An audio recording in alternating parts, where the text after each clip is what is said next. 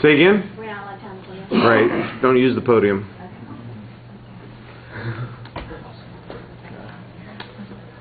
Better. There you go. Okay. Many people have bright lives and very bright futures ahead of them, but everything can change once they make that poor decision. Many people choose to make that poor decision even though they know it can take their life away within a flash. Bailey Goodman, who was 17 years old, was killed along with her fellow cheerleaders when she swerved into oncoming traffic, hitting a tractor trailer, and her SUV burst into flames. 5 days before, the teenagers had just graduated high school, and 2 minutes before the crash was reported, her phone was used to send a text message to her friend. Texting can affect many lives in many different ways, and I'm going to discuss to you how it's good and bad and what steps have we taken to prevent this mishap. Texting can be good because it can improve your reading skills. Another way texting is good, let's say if you're at a meeting or eating at a restaurant or even standing in line and talking on your phone would be rude to the people around you. Another way texting can be good is communicating with your fellow colleagues or spouses. Like for example, if you are a very shy person and want to ask someone to the movies, but you do not want to do it in person because you might think you might look goofy or stupid, you can always text that person and ask them, and it would be less intimidating.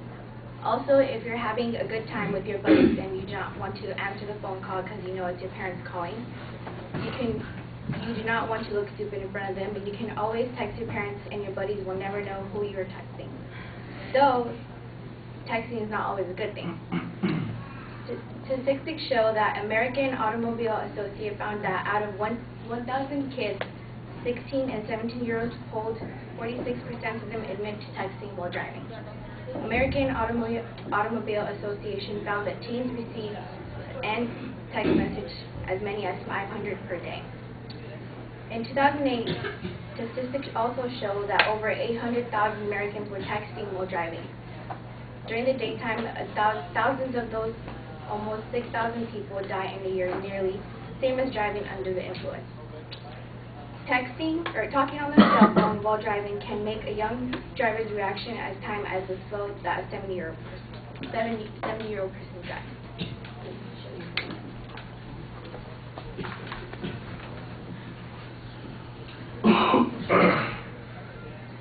And it's kind of graphic. There's some blood involved.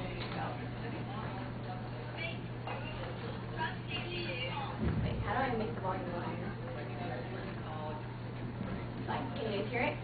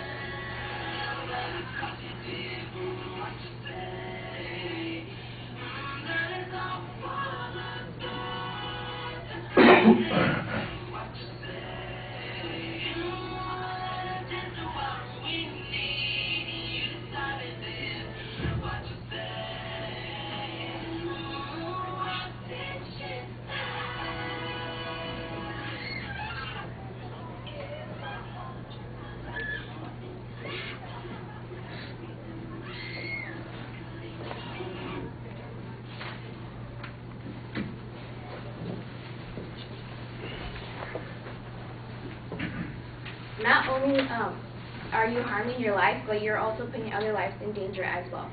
So what have we done so far to prevent this tragic? As of January 1st, Californians who type or read text message will face a traffic ticket or a fine under the sign by Governor Arnold Schwarzenegger.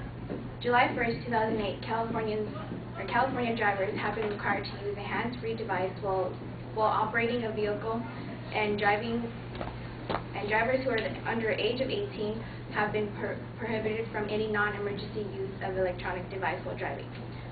After this law took effect, according to Automobile Club Southern California, about 70% of texting had dropped since the law took effect. Although texting can be useful in many ways, only you can decide what's right and what's wrong for you. So the next time you're driving and you receive a text message, just think before you make that poor decision that can change your life, and it's all because you decide to read that one text message while you're driving and come to it at the end when you look at what it is, it's just a board, and you have already rear-ended the person in front of you.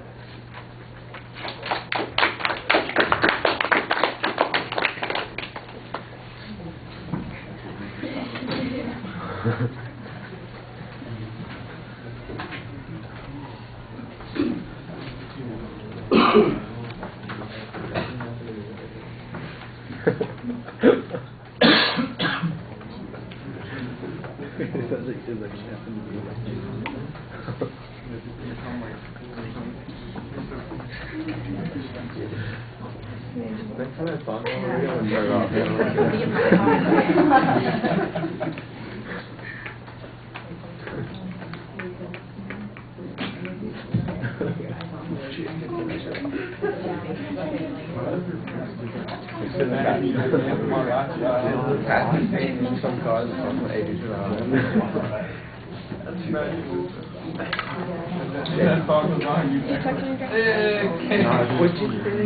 All right, well, the visualization in the intro is okay. I think your thesis is a little schizophrenic. It seems like you're going back and forth on the issue. It's easier, I think, if you have a point of view and stick to that. I think that you're better off. The content's adequately developed. You've got a good visualization that you're using in the presentation, although it does take a big chunk of time in the speech. On the presentation, you kind of stand with the script in your hand, and so your gestures are limited, you're reading a lot, your eye contact is low, and you're much too dependent on the script there. That really wipes out a lot of your interaction with the audience. You're much better when you step away from that, when you're transitioning to your video clip and back again. I thought that you were more natural, and that's problematic. Your voice also needs to project more. I think you sound a little mechanical when you're reading, and you even have a couple of simple pronunciation issues because you are relying on what you're reading instead of just telling us what's going on in the idea that you have. So I think that that's a little bit problematic. The content I thought was actually pretty solid, but it needed to be rehearsed more so that you were less dependent on the script. All right, thank you.